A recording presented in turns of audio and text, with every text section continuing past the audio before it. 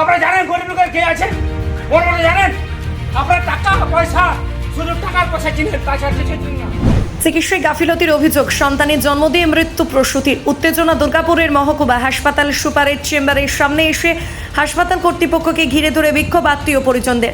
মৃতার নাম মৌসুমী হাঁসদা, বয়স 24। মৌসুমী হাঁসদাকে গতকাল দুর্গাপুর মহকুমা হাসপাতালে ভর্তি করা হয়। অভিযোগ, এক সন্তানের জন্ম দিয়েই মারা যায় মৌসুমী হাঁসদা। এরপরই উত্তেজিত পরিবার পরিজন শুক্রবার সকালে মহকুমা হাসপাতালের সুপারের চেম্বারের সামনে এসে তুমুল বিক্ষোভ শুরু করে দেয়। বিক্ষোভ দেখায় হাসপাতালের অ্যাসিস্ট্যান্ট সুপার সৌম্যদীপ মণ্ডলকে ঘিরে ধরে বিক্ষোভ শুরু করে দেয়। খবর পেয়ে দুর্গাপুর মহকুমা হাসপাতালে পুলিশ ছুটে আসে। পুলিশকে ঘিরে ধরেও বিক্ষোভ শুরু করে দেয়। তাদেরকে না জানিয়ে প্রসূতির সিজার করা হলো কেন, সেই প্রশ্ন তুলে ক্ষোভে ফেটে পড়েন মৃতের পরিবার। এই ঘটনাকে কেন্দ্র করে শুক্রবার সকালে দুর্গাপুর মহকুমা হাসপাতালে ব্যাপক উত্তেজনা ছড়িয়ে পড়ে। অবিলম্বে অভিযুক্ত চিকিৎসকের শাস্তি দাবি করেন আন্দোলনকারীরা।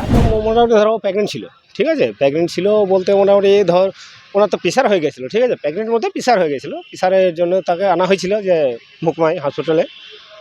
তো এমন কী করেছে ওরা যে ওনার স্বামীকে কিছু বলে নাই, কিছু জানায় নাই, ওনারা সিজার করে দিয়েছে।